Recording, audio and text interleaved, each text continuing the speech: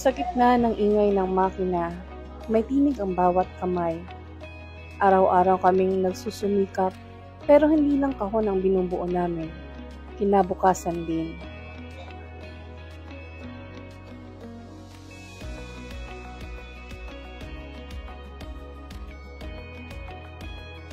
Ang markang ito, simpleng tinta lang sa iba, pero para sa amin, paninindigan, panawagan to.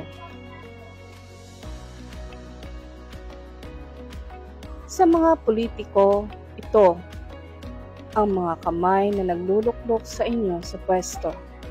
Sana ito rin ang mga kamay na maaabot ng iyong tunay na serbisyo. Ikaw, kamusta ang pagboto mo?